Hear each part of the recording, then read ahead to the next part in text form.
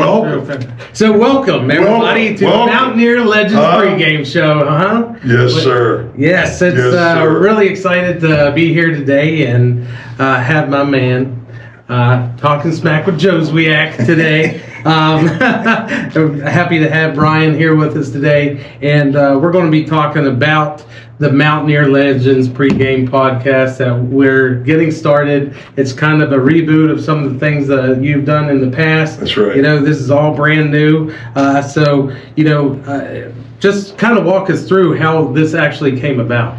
Third season, but like you said, the reboot. You know, we needed a shot in the arm. The Mountaineer Legends pregame. Yeah. We've been doing this, and we started it off. Dale Wolfley, Scott Sears, and myself got together a couple years ago and said, "Hey, we need to take the show on the road, so to speak. We need to take the legends, and we need to go to these watch parties up and down the East Coast and go to the alumni centers, because everyone, they're watching an away game, right? Yeah. If you're not Morgantown, you're watching the away game. Oh, exactly. So, and these guys are getting their alumni groups together at these watch parties at these bars and local taverns and such, and we roll in there with myself, maybe Owen Schmidt, Major Harris, Daryl Talley, all these guys, and we just kind of show up, crash. He's like, "Oh my God, the boys are in town." It is, man. Yeah. It is. It's the Mountaineer welcome. Yeah, it is. And we're everywhere, Randy. We're everywhere. And thank you for being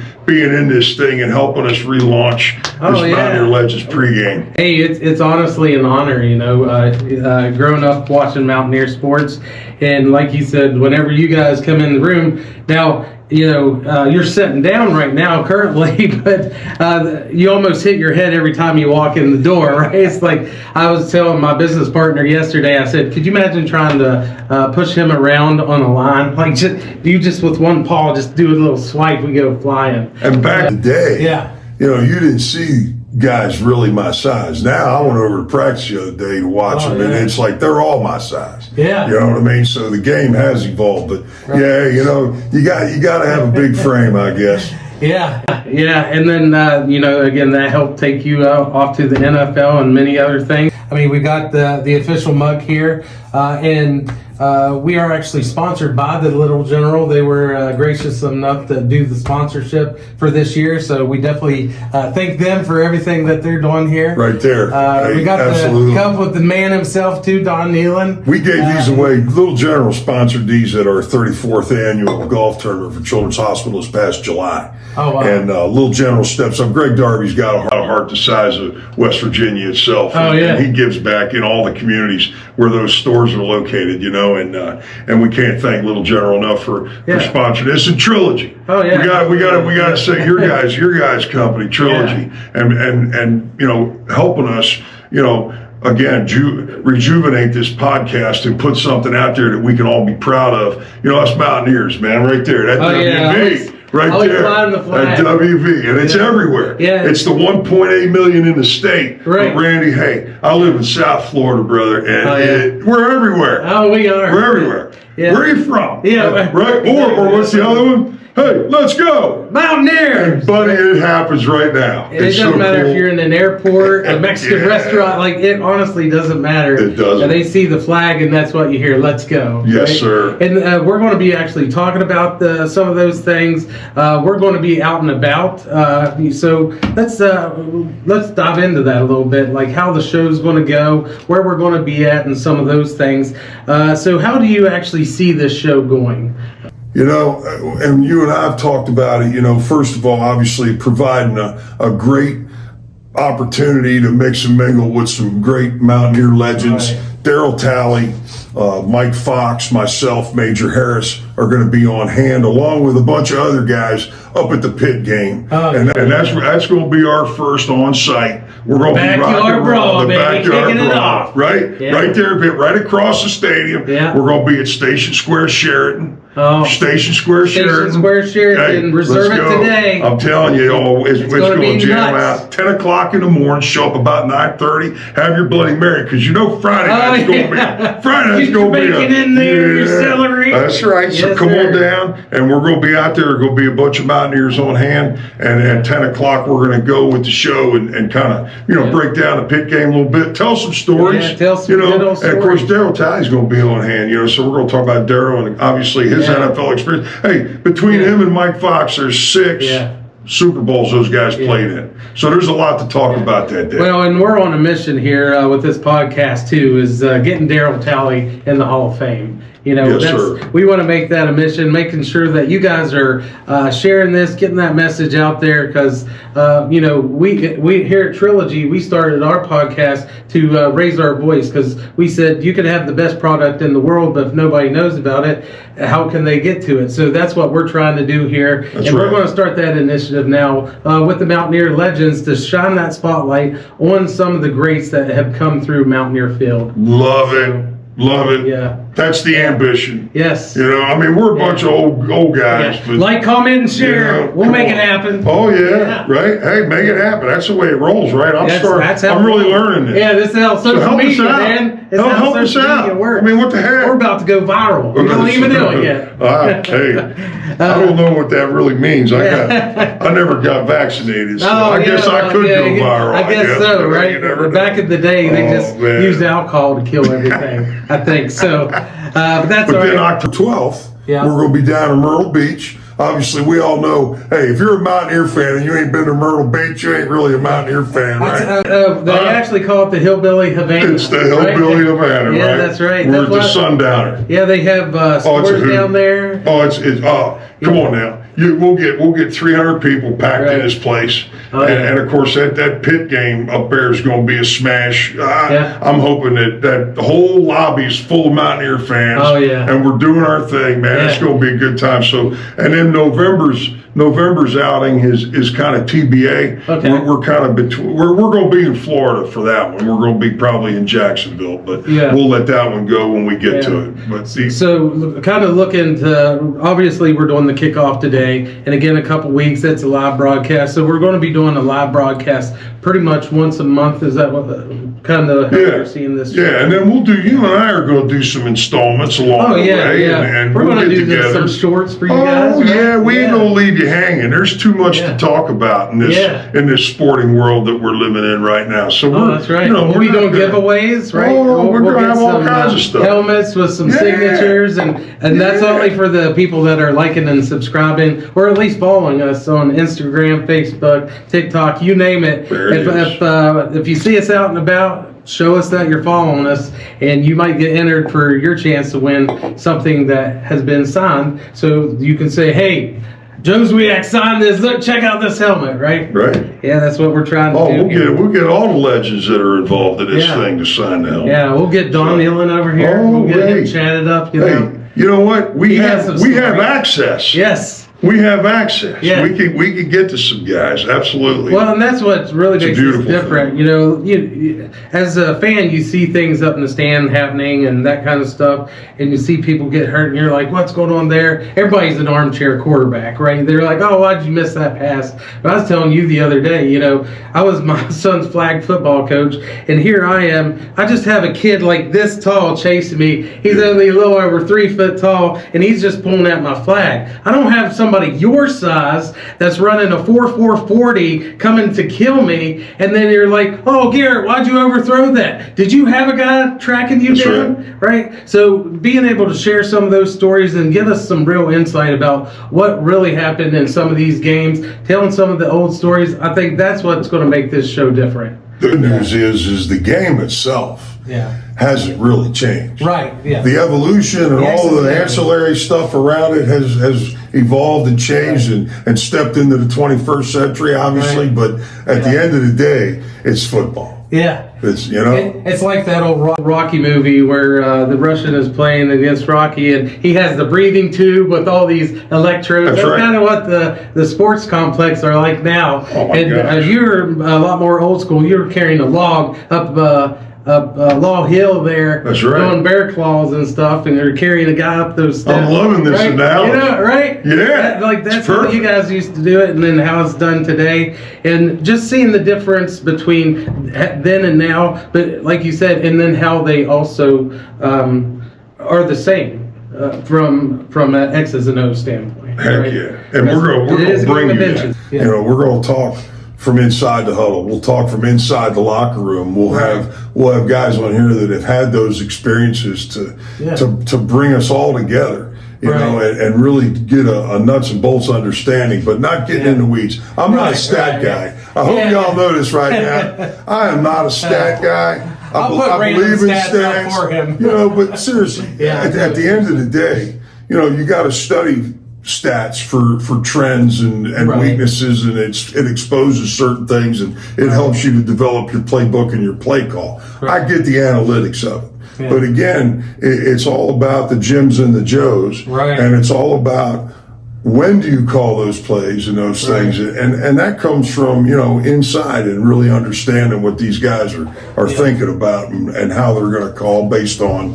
why. You know what I mean? But I don't ever want to get in the weeds, man. Well, and sometimes, like you said, it's just the guy that's lined up across from you. I mean, you look at what the Philadelphia Eagles did with the tush push. Like, fourth down, you know it was coming. It's us mano a mano versus each other. Having a guy of your stature pushing it against another guy and moving that. Because, you know, we were talking the other day about football being a game of inches, but really it's a game of millimeters. And the other day, Joe Mazzulla was talking about winning a championship, and he said, you know what the difference between winning and losing is? He said about this much, right? That you could either be the greatest thing in the world and they're lifting you on their shoulders, or they're trying to run you out of town.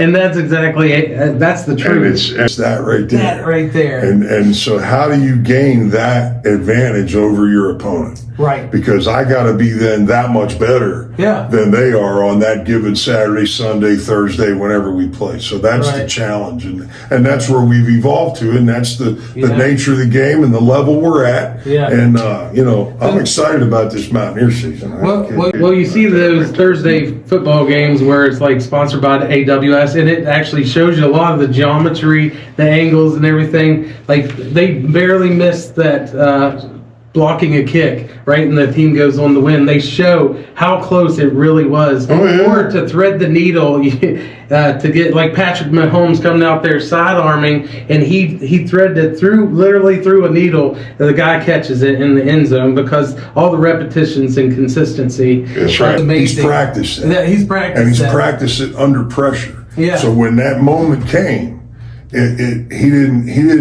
he's practiced that. I guarantee you. Well, and actually, speaking of practice, you mentioned going over there the other day, and you got to kind of see all the guys running through the drills and everything.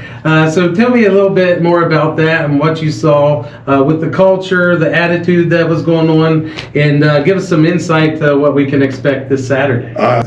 And I love it because right now, look at the smile on your face. Okay, that's what we're all seeing, this big smile. Oh yeah. And again, I've been around the state this whole week. I've been around. Last week I came in and I was down in St. Albans for their third annual Mountaineer Main Street. You know, celebrating Mountaineer football down in Huntington, Marshall territory. Right. And there was 5,000 maniacs out there, Mountaineer fans, and all grinning like this.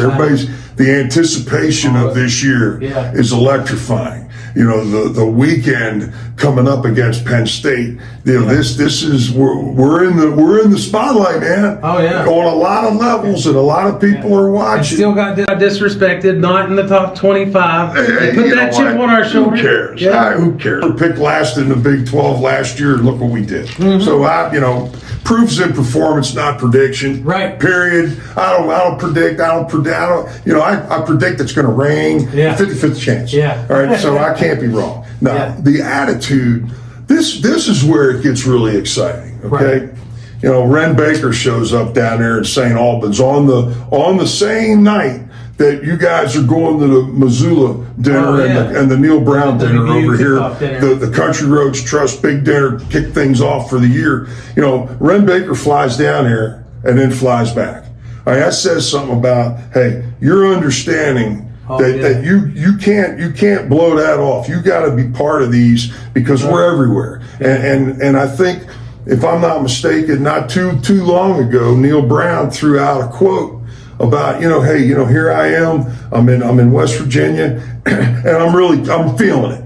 Yeah. I'm finally understanding. Finally, kind of got through how important it matters to so many of us that wear this WV proudly all over not only the state, but all over the country. And I run into them everywhere, like I said earlier. And, when you get that, then those players start to understand, it's about your degree. It's about making money. It's about playing football, but it's about doing it for a lot of great people. Right. A lot of diehard Mountaineers. This is all we got. We ain't got no pro team. We don't have we're the only Power 5 team. It means a lot to us. Right. Yeah, You got guys still listening on old transistor radios in the pit down there working, listening to a Mountaineer game, or sitting in a huddle over in some offshore overseas service unit, and they're listening to Mountaineer football, holding up a flag. Come on now, this means a lot to all of us,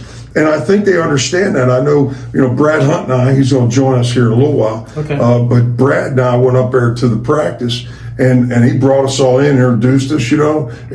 These guys won the game against Penn State out here on this field 40 years ago this year, and these guys are back. 40 to see years you guys. ago. 40 this years. year. Wow. Think about that. It makes me feel old. Yeah. But you know what? At the same time, it feels like a blink. And I'm out there with these young guys, and I'm seeing the fire, and they're seeing the fire in my eyes and what it meant and what it still means. And we're part of a brotherhood. We're the Mountaineer Warrior Brotherhood. Right. And there's a standard. Once a Mountaineer, always a Mountaineer. Yes. But while you're a Mountaineer, while you're out there, you have a responsibility and an obligation to play football at its finest, at its highest level, and its most violent level, because that's what we are. We're fighters and scrappers. Well, it's funny because Joe Mazzulla actually told a story about, getting to the Final Four, about he referenced the Sago mine disaster that happened. Indeed. And how that inspired them to want to do right for the people in the state of West Virginia,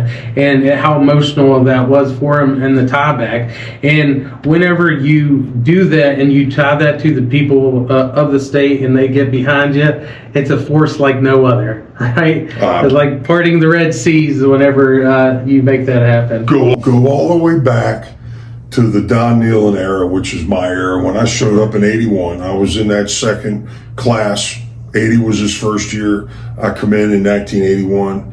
The WV shows up, and we hit.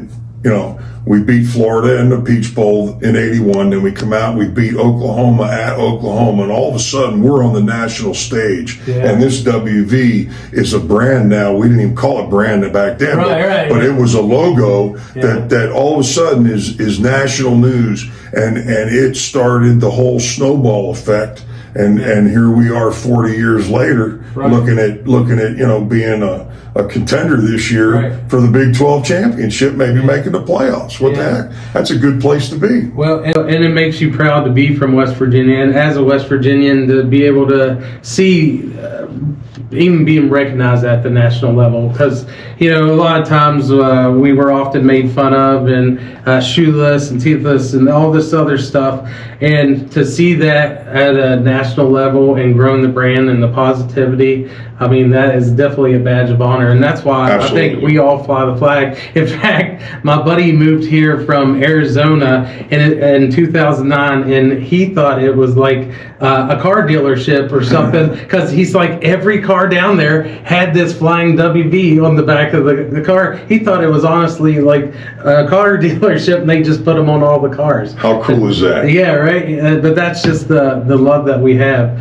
and the tie back to Mountaineer sports, for sure. And you go, and that's why, for WVU to be so successful in their athletic programs, because they are profiled, and they're out there, and they're something we can get behind them. And more than anything, it's about competition, and winning matters. And when you're out there for all eyes to see, and you're winning championships and you're winning games, hey man, that gets people excited. Yes. We all want to be part of a winner. Yeah. Okay. That's just the way it is. We want to tag it and hold on to it and take us with you. Yeah. Right? Take us with you. Well, and again, to be from such a small state, 1.8 million people, and to put that in comparison, where Pittsburgh, Allegheny County, they have 1.3 million just in the county. That's right. We have 1.8 million in the state, right?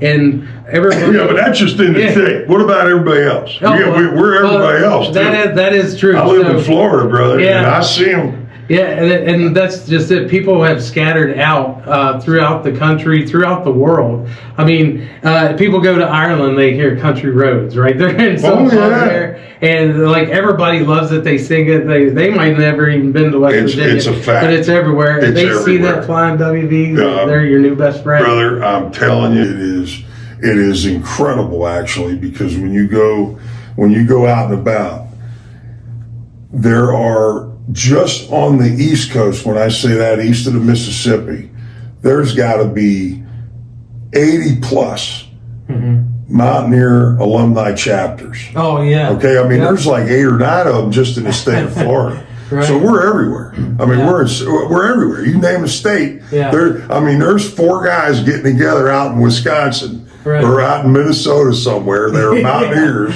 That live out there, and they gather. Yeah, like you said, watching the game. They gather. Yeah, they're watching the game together. They're cheering together, and they're winning together, and they're crying when we lose. Yeah. All right. Oh, and by God, Neil, this is year number 6, brother. Yeah. It's time. Yeah. All right, let's go. Let's build on last year. Yeah. And he has all his guys this. in there now. It's exciting. I know whenever he kind of took over the reins, the coffers were depleted, to say the least. Right? We had a lot of backfill. Well, we had the Big 12. Thanks, Dana. Cheers. Thanks, buddy. You're like a TCU, man. Yeah. We'll be coming for you. Wow. Yeah. No kidding. Get ready. Yeah. But so now he has all his guys in there, right? And there is a lot of excitement about this year's team. And again, we talked about winning and losing and how it's by just that much, right? To where this could be a phenomenal season or a letdown season. And I don't see it being a letdown season. When we were at that practice, okay, and we talked a little bit real quickly about like how the game's changed.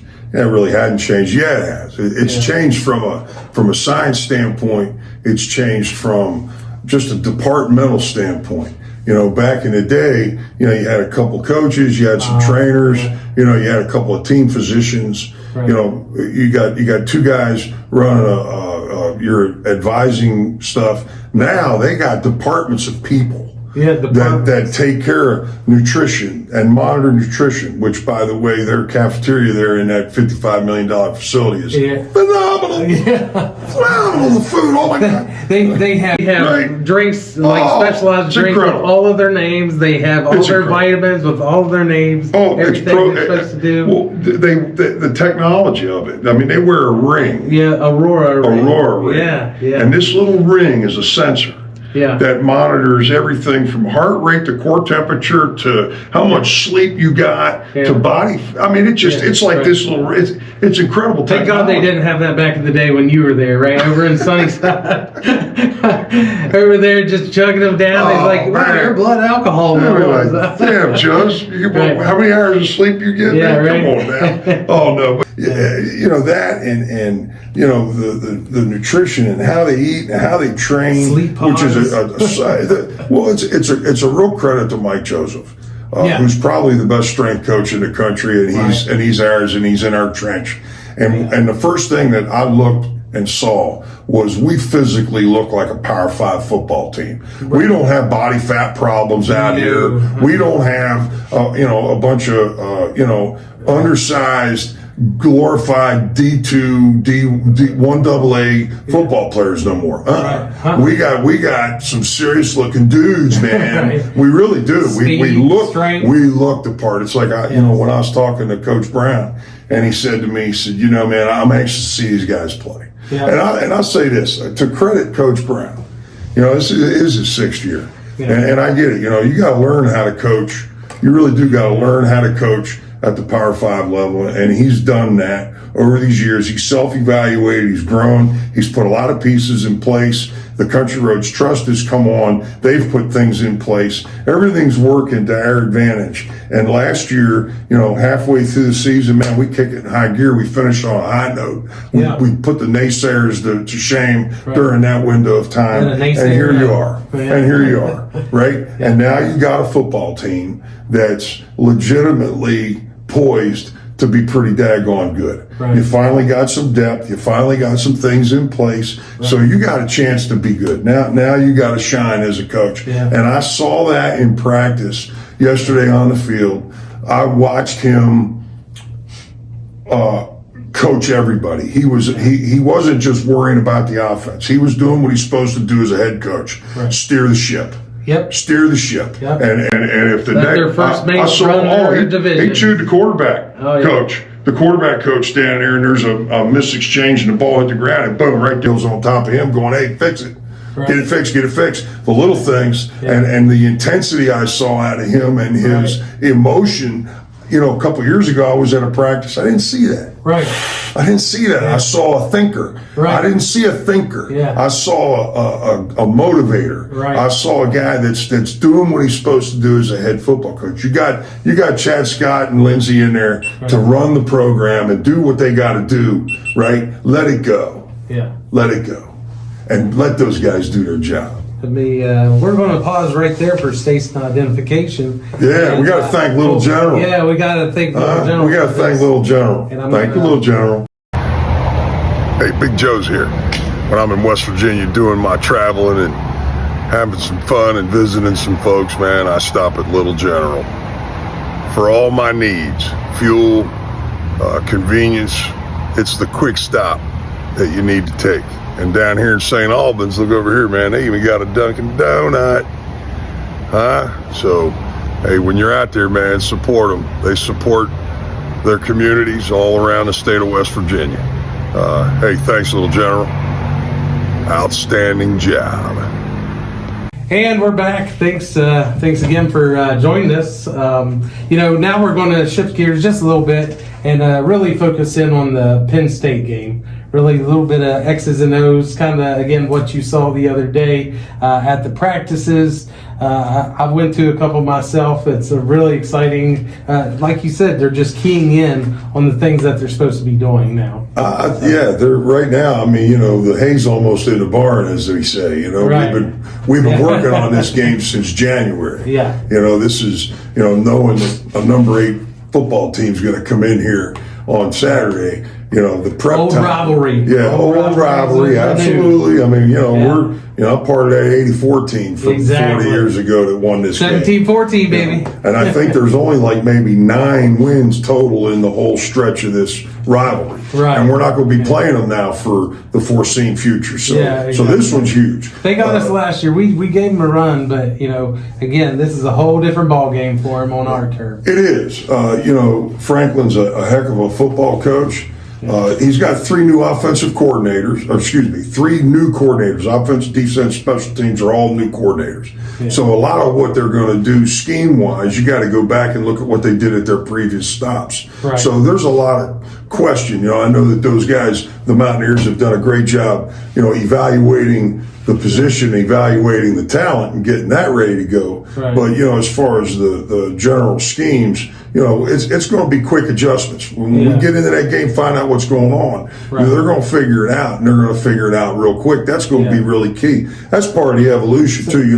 The technology comes into play now because you got communication this year. First time ever this year. First time ever. You got the quarterback and you got the linebacker now communicating with the sideline. So, and you only get about a 15-second window, but there's communication going on. So it's going to change the game a little bit because now you're getting information very quickly. So, and adjustments. Speaking of that, I know Neil Brown put out a message the other day that said, hey, this new technology's out there. Let's make it a little difficult on Saturday for them to be able to hear those. That's right. Let's get a little loud whenever they're on offense. That's right. Making sure he's not hearing that. That's and good. a little bit quieter whenever we're on the offense. 'Cause it matters. We want to make sure, it absolutely does. It matters. Not only does that energize the players, but with that, how many times have you seen a false start or something where the crowd is just so loud? I know Kansas City's Or you run out of time, or the communication stops, and now you've got to make verbal adjustments at the line of scrimmage, and somebody doesn't hear what they're supposed to do. There's all kinds of factors. You telling me, man, the crowd is, it's so important, so now it's up to us in this game coming up. Oh, yeah. You want to keep the crowd in the game, you got to keep the game tight. Exactly. Okay, if we're down 21-28 to 3, the crowd's going to start getting a little upset about some things. You keep it tight, maybe going at halftime up by 3. Oh, yeah. Buddy, let me tell you something. Yeah. This place could be pretty wild. And of course, that fuel, as a player, you got to know what that does to us. Right. It matters. It allows us to get that little extra juice in the tank, you know what I'm saying? That feeling. And to know that, feel that energy you're cheering for us. You want us to win, so we're going to go out there and do everything we can. Man, so we need the fans. They're not just kidding about that. Oh, no. They're real about that. That's important. I remember when we played LSU here that one year, and I mean, it was electric here. It was a gold rush, and I've not heard it that loud since probably '93 when we played Miami back in the day. But it literally would raise the hair on your arms. So I can only imagine what that energy down on the field was like. As I'm hearing Neil Brown say, it matters. Yeah. Okay. All those little things that we were talking about earlier matter. The little things matter. Right. Okay. So that being said, that's one of the things that I really watched at the practice the other day, and the attention to detail. Nobody's just going through the motion. There's a purpose. Right. Okay. There's a real purpose, and you're seeing that in the way these guys are practicing. The offensive line. I spent, obviously, an O-line guy. I'm going to spend my time hanging out with the O-line. So I'm down here with the Hoggies, and I'm watching these guys work together and how they communicate, and there's a swag. Winning does that. Oh yeah, Randy. Winning does that.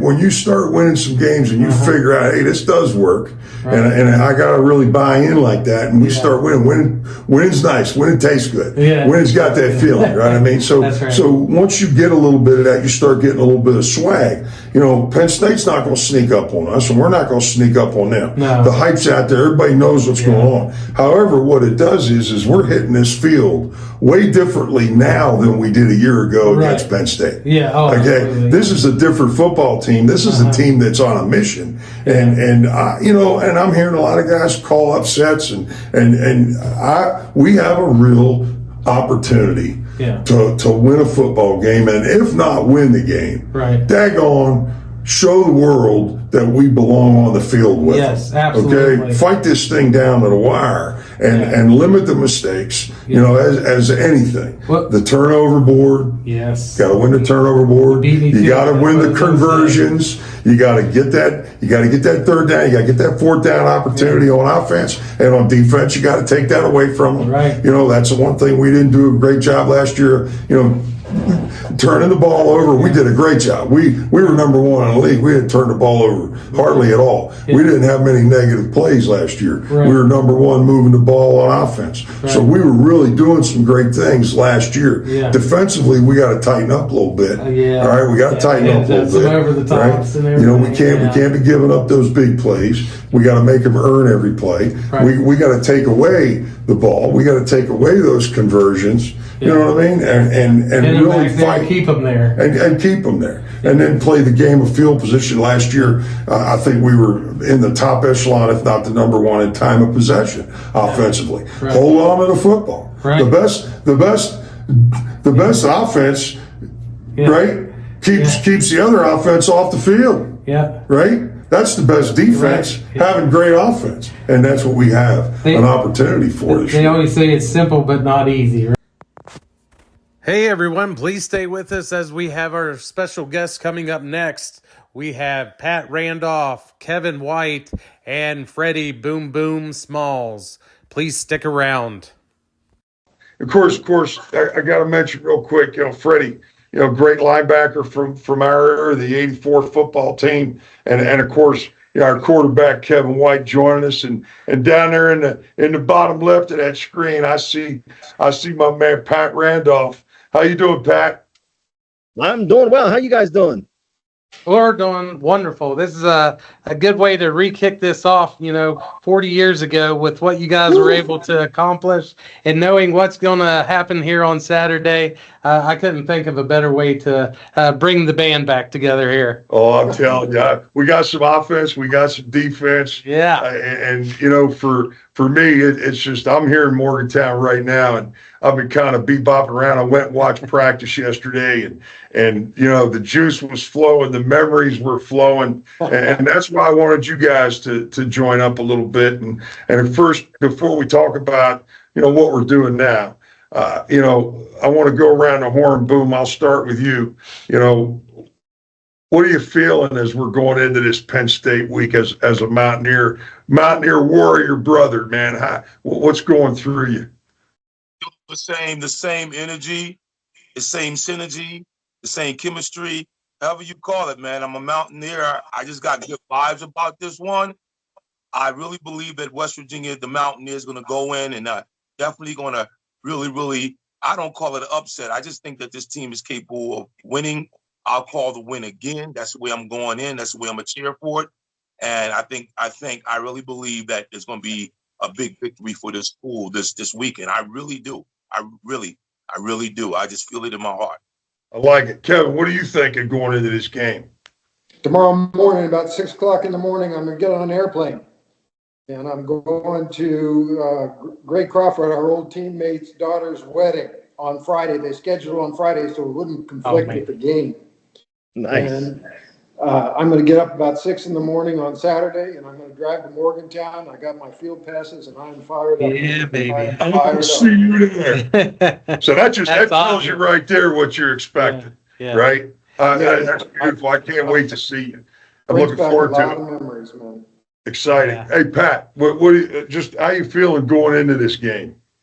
Man, it's amazing. First of all, 40 years. I can't even believe it. Where is the time going? That's the amazing thing. 40 years. But I have the same feelings. I remember when we played that game and we were out at Lakeview and we had to wait around all day. That was the worst part of the day. Yeah. Waiting all day. Yeah. But that anticipation, man. yeah, the feeling I had then is the feeling I have now, watching this team go. And I got down to one practice earlier in season. Like you said, those guys had a lot of energy, a lot of juice. I'm excited to see this team play and do some things. I'm calling the win. Yeah. Well, we've already seen one upset. Florida State already went down. We've already seen one top 10 team go down to Georgia Tech. Let's make this another one, right? Big noon on the Saturday. They're going to be there. The Pat McAfee's going to be there on Friday doing his show. The hype machine is rolling, and we're ready to get going. The energy that's going to be in this town over the next 24 to 48 hours is going to be electric, to say the least. Hey, like and when win you guys, the game. yeah. And guess what? Oh, And couch burnings. What's going to happen? That's what I want these guys. That's what I want to hear right now. Yeah. Because me, I've been flooded, but I got news for you, fellas. The '80s are a little hazy. I remember some things, but I remember things that I remember. Yeah. What just what do you guys remember from not just the week going into it, but what do you remember about that Penn State game that stands out? Go ahead, please. I'll tell you, the thing that always jumps to mind to me is at the end of the game, then when Larry Hawley picked that pass off with about 35 seconds to go, and the offense took the field, and the crowd rushed onto the field, and it was bedlam. And I was kind of mad because I wanted to run. I wanted that clock to run off. I wanted that finality of it. We wanted that victory formation, man. I wanted to take that snap and take a knee and jump, and the crowd was having none of that. And all of a sudden, I got a pat on my backside, and I turned around, it's Joe Paterno, and he said, good game, Kevin. We're calling the game, and he ran on to Coach Nealon and shook his hand, and that was the end of it. But I'll always remember that. I wanted to have that final snap, but it didn't happen. But it was still an incredible experience. My parents, my brother, my aunt and uncle. It was the first time they'd ever been to West Virginia to see a game. So. Yeah, I have to expected Joe's to be riding on the goalpost with everybody with the mohawk going up University Avenue or something up Sunnyside. That was about 3 in the morning. Oh, okay, yeah. 3 in the morning. All right. Oh my gosh, I'm with you. The energy, I can't. I've tried to explain to people what it was sometimes, and sometimes they don't get it. Pat, you got one of the top 10 most iconic runs in the history of West Virginia. 132 years we've been jamming the football, and you got one of the top 10 runs. Of course, old Scotty Barrows, my guard, my brother right next to me, leads the way. Of course, you kind of pushed him in the ass through the hole, right? And he knocked that safety on his can, and you broke out there for that big run. And I look at me, I got goosebumps on top of goosebumps right now, man. No doubt. And what went through your freaking head, man, when you broke that plane? Well, there's 2 things that come to mind about that game. Of course, that run, and I never talk about this run without talking about Scotty. I mean, he was the guy. Okay, I don't ever talk about this. I don't talk about it a lot, and people bring it up, but Scotty was the guy. I mean, he just watching him do that, and the athleticism that big man showed. It's just crazy. And then people say, "Oh, well, Penn State was out of position." Bullshit. They lost. We were faster. That's right. And you know what? I got to say this. I don't mean to cut you off, but as a running back, brother, you always, you too, Kevin, in the huddle, you guys always gave love to us up front. Always. No, all right, and that's what made it. That's what made us bleed for you and give everything we could for you, because we knew daggone right well we trusted that you guys were going to do your jobs back here, and that was the exciting part. So thank you for that. But yeah, I can remember the one thing I do remember, and then I've coached for so long now that it makes a lot of sense to me, and when I look back on it, but I can remember in practice, and Kevin, you were there, so. We go to inside run or do we go to team or whatever we did. You, Joe's, and Scotty and Billy, everybody, you guys were so calm. You said, "We got this. Just don't worry. We got this." There was no way that whole entire week, there was no way we were going to lose that game. The whole week. Everybody's demeanor and everybody's approach was it was calm. It was collected. Everybody was focused the entire week. And then you go back to the next week after that when we lose to Virginia. We didn't have that same focus. Of course, we lost a lot of starters, but we didn't have that same focus. But those are the 2 things that really stand out in my mind. Practice Tuesday and Wednesday was unbelievable. Unbelievable.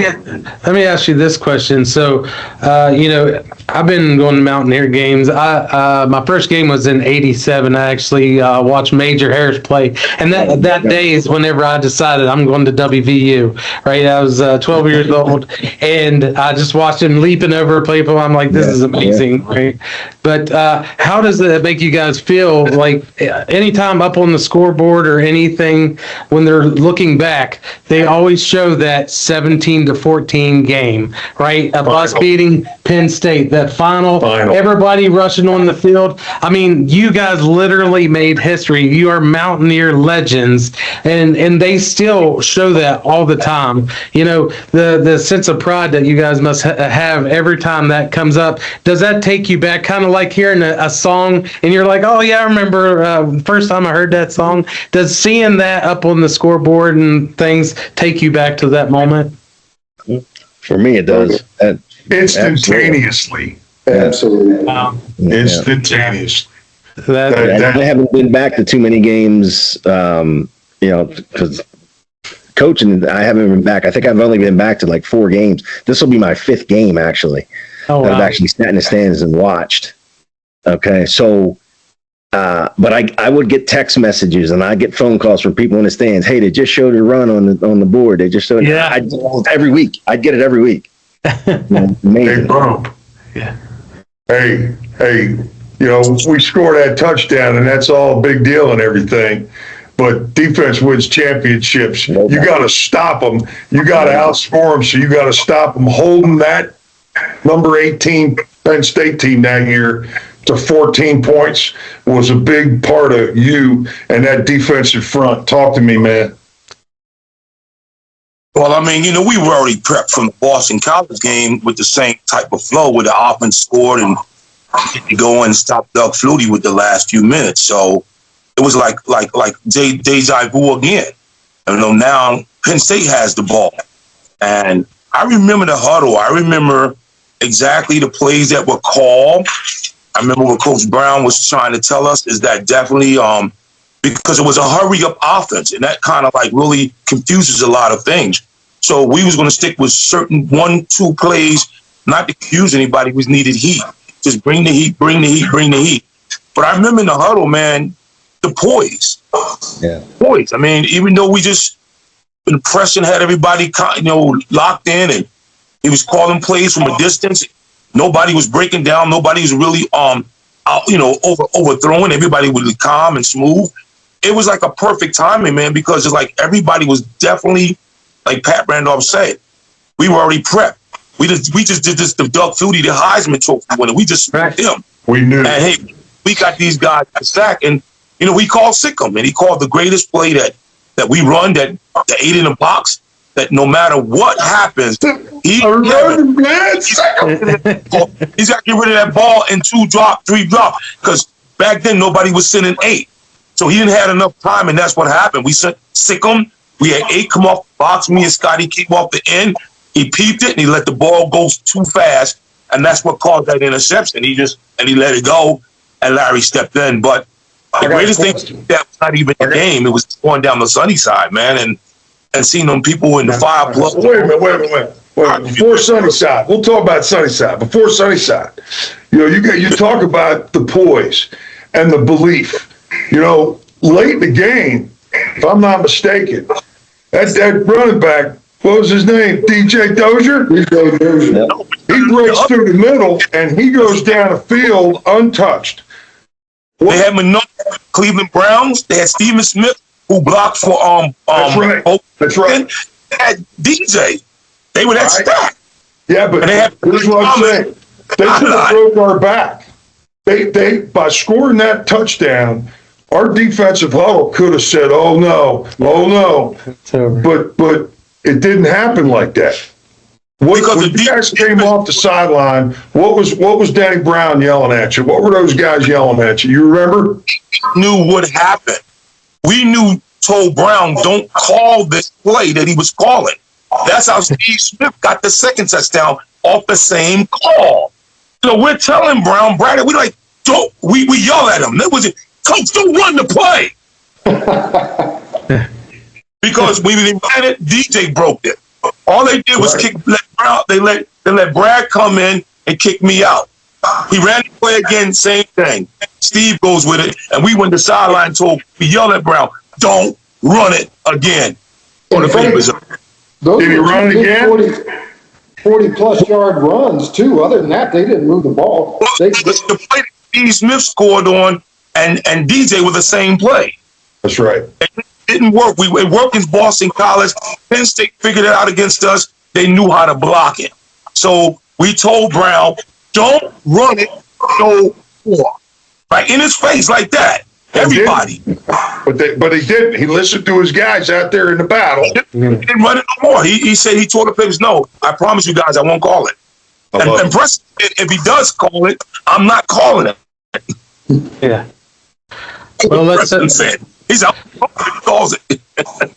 Let's hope that, they say history repeats itself. So let's hope this year's Coach Brown listens to his players that's out there and sees things that they're seeing on the field, and they're able to make things happen as well on Saturday. I want those guys to experience what we experienced when we finally got off the field. You know, Kevin, like you were saying, man, 30 plus seconds left, Paterno comes out waving the flag. Nealon went up to him and patted him on the shoulder, got in his ear hole and said, "Hey, get off my field. Take your team with you." Right? But the locker room, when we got back into the locker room, when you were walking back to the locker room, running back, I remember running back because I didn't want to get involved in that pandemonium. The chaos. But when you were running back to that locker room, man, what was going through your head? What were you thinking? When you're a little kid and you like sports, you want that moment in your life where you play in the big game and have the big dramatic finish and your team wins. And you dream about that and you dream about that. So few people get to experience that. No doubt. This little desert rat and you guys and our teammates, that night we got to do it. And I'd argue we did it 2 weeks in a row with that win over Boston College. It was a pretty darn good win too. Yeah. And to have 2 weeks like that, come on. I mean, it's the stuff dreams are made of. We were so fortunate. I know Brian and I were exchanging texts about just what a great era it was for us to play for West Virginia Mountaineers. It really was a special, special time. That emotion, that feeling. I remember sitting there, and we all got back in there and we're like, and we just made history. Yeah. We're going down. We're going down this thing. We're going to be part of the history of Mountaineer football. And what a special thing. It has actually been history ever since. Yeah. And if you recall, Senator Rockefeller, now that I think about it, he came down and he was in awe of us. I mean, he came. I remember he came and greeted me, and he was like a kid. It was an amazing experience, not just for us, but for everybody who was there, including the United States Senator. So, Yeah. I have no clue of what we just done. Joe's, you're from West Virginia.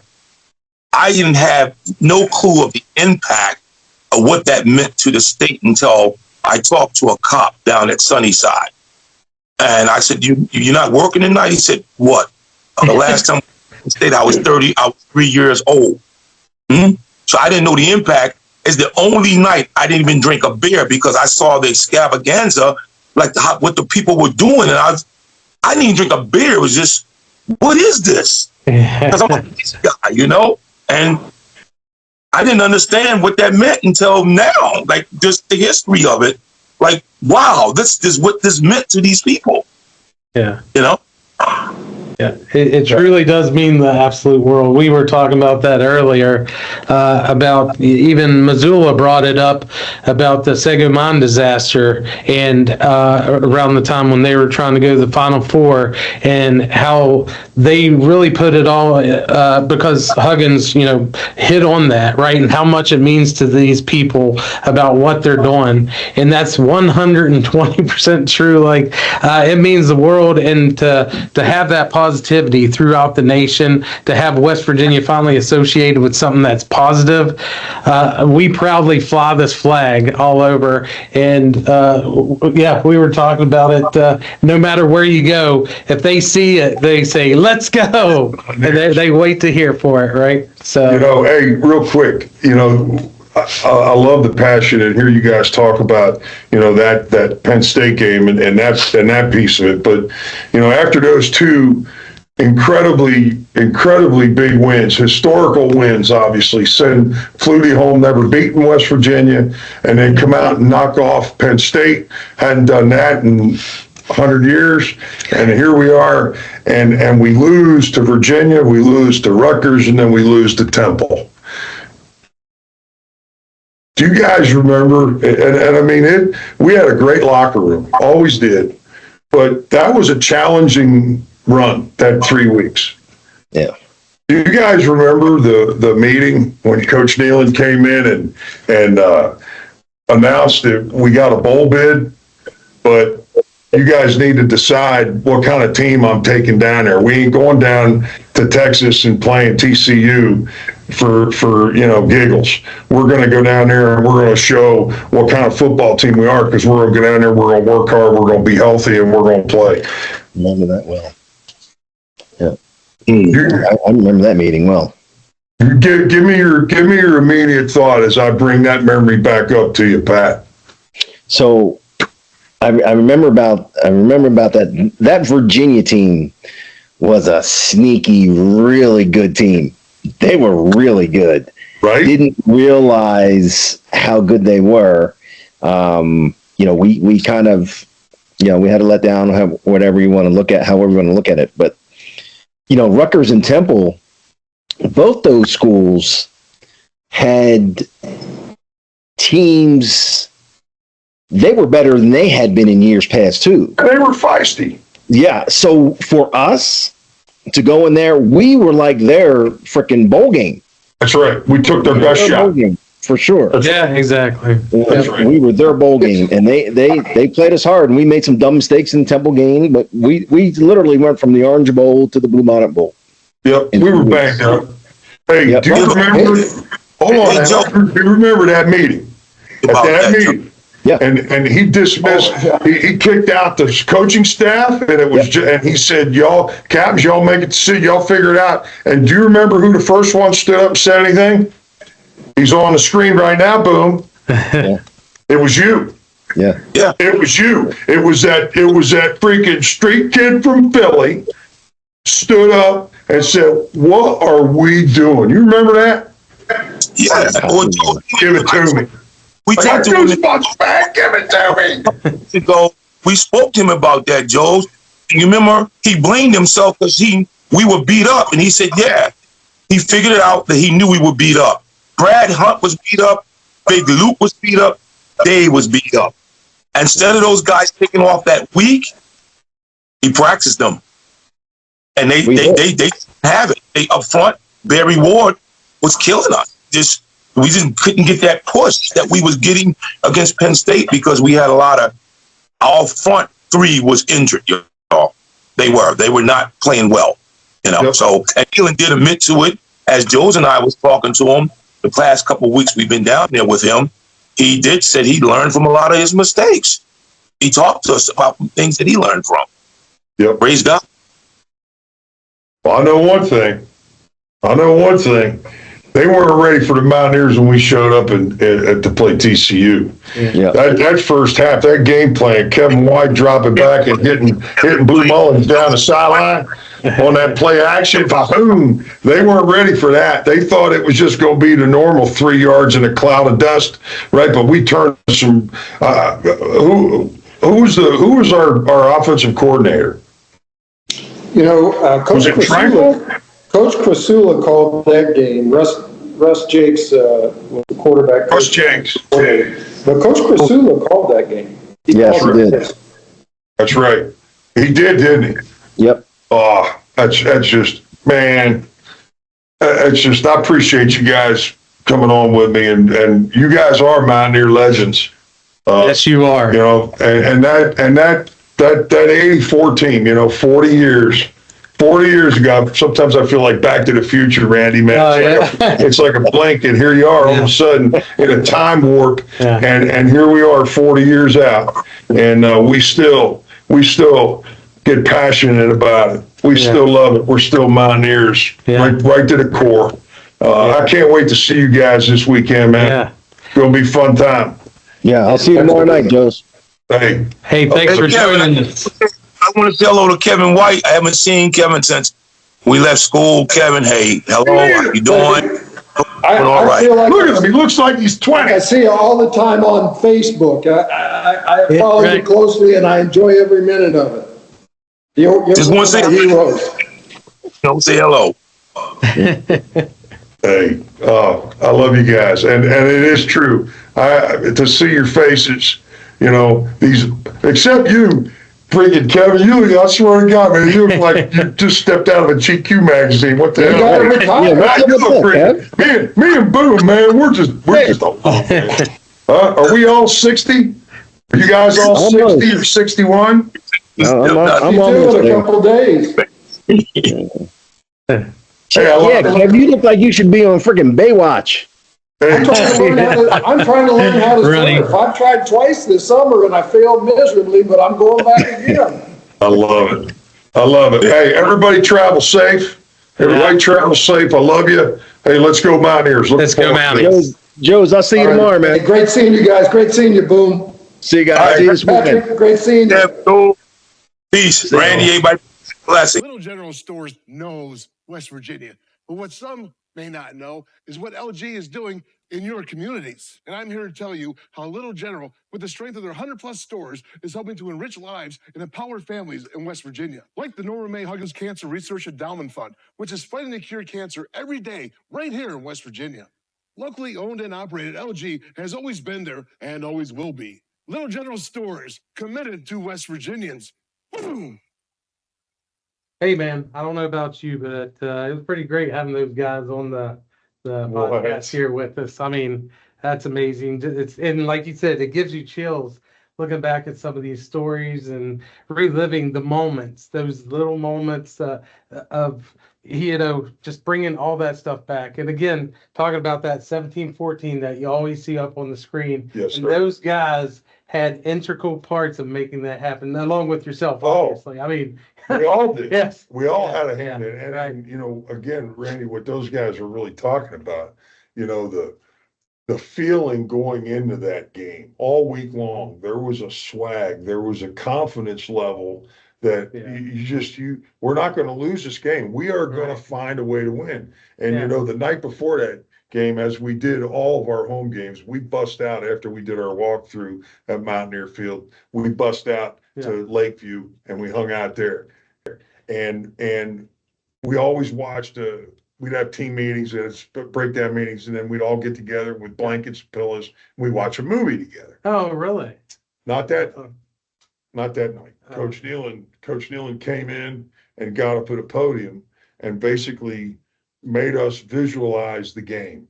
And we all laid there and he basically painted the picture and he called guys out. Yeah. You know, envision yourself making the big play. Right. Envision yourself, Freddie Boom Smalls, flying up barrel and sick 'em and getting the stack. Right. You know, forcing the turnover, picking off the interception, Larry Holly, the end of the game, that kind of stuff. He called these guys out. He called us all out. Yeah. And we believed so strongly.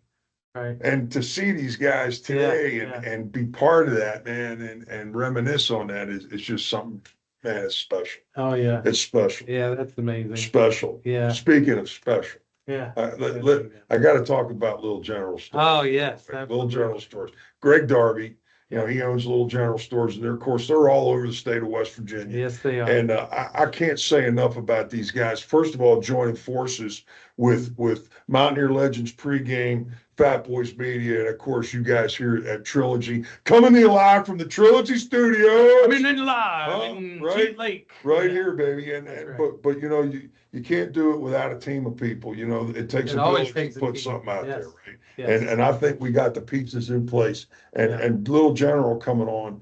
You know, first of all, Greg Darby's got a heart the size of this state. All right. He's so involved in all of his communities where all of his stores are, constantly giving back. In fact, there's a great program right now that is Little General that's started off, you know, with Dale Wolfley and Jeff Hostetler, and of course, Greg Darby's love for the kids. And right now, at any store, kickoff for the kids, you go in there, you buy a football, they put it up on the wall, you become part of the team supporting WVU Medicine Children's. Awesome. Man, it's all That's about really the kids. awesome. Yeah. Thanks, Greg, for being part of that. Little General, Greg. you guys do something really special Right here, for baby. the kids right there. Yeah. Little General, which is right here.